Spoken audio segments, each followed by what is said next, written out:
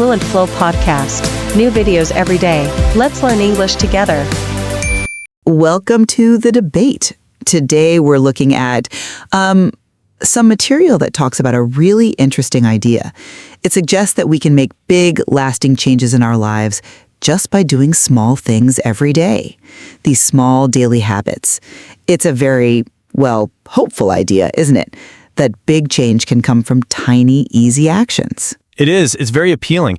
The idea that you can achieve something great without all the usual struggle, without getting tired and stopping, just by starting with something really small. I think, everyone who has tried and maybe failed at a big goal understands why that sounds so good. Exactly. And that brings us right to our main point of discussion today. The material really focuses on simplicity, on things being easy.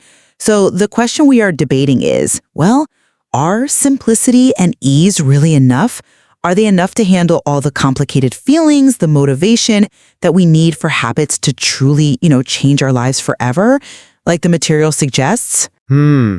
Yes, that's the key question, I think. My view is that,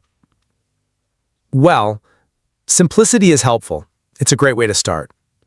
But maybe this idea makes it sound too simple. It might not fully consider the need for motivation that comes from inside us, the need to really believe in the change, and how complex life situations can be. Sometimes big changes might need, big steps, not just tiny ones. But I see it differently. I think simplicity isn't just a little help. It is the main thing. It's what makes it work. Repeating these small actions, maybe just for 5 minutes. That's the best way, maybe the only reliable way to avoid trying too much and then giving up. And that's how we get the big, lasting change the material talks about. So we're asking, is being super easy the best path to super change? My argument comes from what the material says about, how we humans are. We often fail because we try to do too much too soon. The text says, very clearly, you don't need to change your whole life in one day. It gives an example, like deciding to study English for 3 hours every day. That sounds, huge. It's likely to feel too hard, and then we stop. But the power of this small habits idea is that it works with our tendency to avoid difficulty. By making the action tiny, like reading for just 5 minutes or walking for 10 minutes, we don't feel that resistance. It's like planting a small seed. And if we water it every day, just by doing the small habit, it grows strong. Okay, I understand the logic there. It makes sense that starting small feels easier. But I wonder if it focuses too much on the size of the task. Maybe the real problem isn't always that the task is too big, but that our commitment, our motivation, doesn't last. I agree, simplicity helps you take the first step.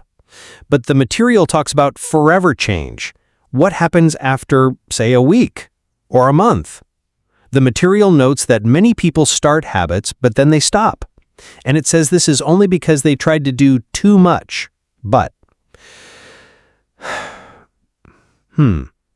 I think there could be other reasons. Maybe people lose motivation. Maybe they stop seeing the value. Or maybe, life just gets in the way. Things happen. And if the habit is so small, like 5 minutes, maybe it's also easy to just forget it or think it doesn't matter much when things get busy. And that's an interesting point about how easy it might be to forget a small habit. But I think the beauty of this approach is that it tries to move beyond just relying on willpower or strong motivation. It uses the power of smallness to make consistency, almost automatic. The material gives a really good example about a friend who wanted to be healthier. He started with just one thing, drinking 1 glass of water every morning. That was it. And that single tiny habit, it started a chain. It built momentum. It led to him walking more, then reading more, and even studying English. So that first small step wasn't just easy to start. It was the key that unlocked everything else, precisely because it took almost no willpower. That story about the water, it sounds good. But I'm not completely convinced that just drinking water caused the motivation for walking and reading. Maybe it simplifies things a bit too much. Because even a very small step, like the material suggests, saying one new English word every day, that still needs focus, right? You have to decide to do it, you have to remember. So my question is, maybe the person who drank the water and then did all those other things, maybe they were already feeling motivated? Maybe they were already thinking, I need to change? Perhaps the small habit didn't create the motivation, it just gave an easy first step for motivation that was already there. If someone didn't really care deep down about being healthier or learning English, would drinking one glass of water really lead to all that? Or would it just stay, well, one glass of water? You raise a good point about remembering and needing that intention, that friction of having to remember the new small thing. But the material has an answer for that too. It suggests something called habit stacking. The idea is you connect the new small habit you want to build to an old habit you already do every day. So for example, the material says, when you drink coffee, listen to English. The coffee is the old habit. Listening to English is the new one. By linking them, the old habit, drinking coffee, it helps you remember the new habit. It becomes a cue. This way, you don't need as much mental effort or discipline to remember. It's built into your routine. Okay, habit stacking. I see how that could help with remembering. That makes sense. But does it really remove the effort, or does it just kind of shift it? Now, instead of remembering the habit, you have to remember the link. You have to manage that switch in your attention. You finish your coffee, and then you have to consciously think, okay, now I listen to English for 5 minutes. Even if the coffee reminds you, that moment of switching, that still requires a little bit of, well, self-discipline, doesn't it? It's not completely effortless. It's managing a sequence. So maybe you trade the effort of remembering for the effort of switching attention. And for someone who is really low on motivation, maybe even that small switching effort is a barrier. Well, maybe it's not completely effortless, but the goal isn't zero effort. The goal is to make it sustainable, to make it something you can keep doing. And the effort of that small switch, connecting coffee and English, it's tiny compared to the effort of trying to suddenly start studying for 3 hours, right? Let's go back to the main promise here. The idea of the cumulative effect, things adding up over time. The material uses that lovely metaphor, the seed. You plant a small action, like a seed, and it just grows naturally into something strong. That's why the material suggests that listening to English for just 5 minutes every day. It will make your English better and better. The growth happens almost by itself, because doing the small action every day is almost guaranteed. The seed metaphor, it sounds nice, it paints a picture, but I'm not sure if it fully applies to learning complex skills. Growing a plant is, well, a natural process. But changing your life or learning something like a language, that feels different. It's more active, isn't it? The material seems to apply the same simple logic to basic actions, like drinking water, and complex skills, like becoming fluent in English. And I'm just not sure that works perfectly.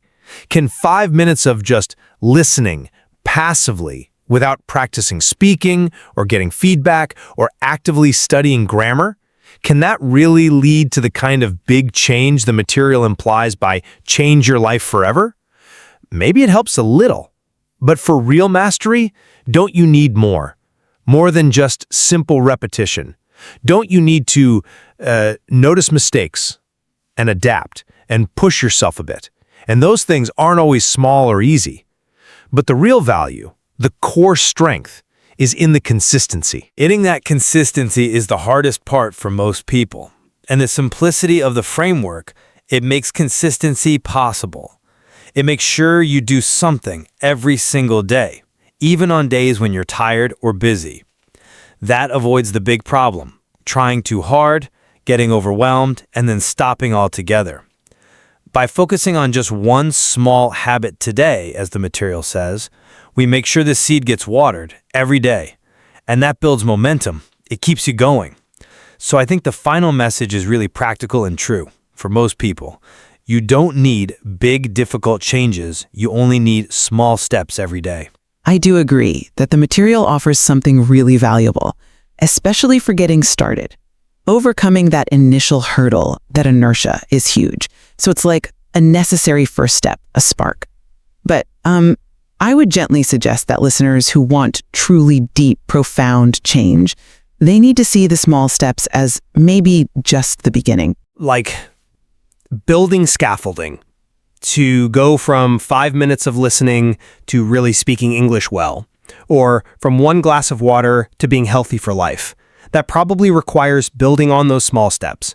It requires connecting with why you're doing it, finding that deeper motivation, and maybe, eventually, increasing the effort in a way that goes beyond just simple, easy repetition. The scaffolding helps you start building, but it's not the whole building itself. So perhaps the question we leave for our listeners to think about is this: what is the most important thing for long-term success? Is it the consistency that comes from making things incredibly simple and easy, something you can always do? Or does success ultimately depend more on those deeper things, like your internal motivation, your connection to the value of the change, factors that might need attention no matter how small the initial step is? Yes, I think that's a good way to put it. We both seem to agree that taking action, doing something regularly, is incredibly important. But the debate remains about whether that initial simplicity is the main engine for the whole journey, or just the key to get the engine started before a different kind of fuel, like deeper commitment, is needed. Thank you. This was a very thoughtful discussion. Yes, thank you. It's always good to explore these ideas.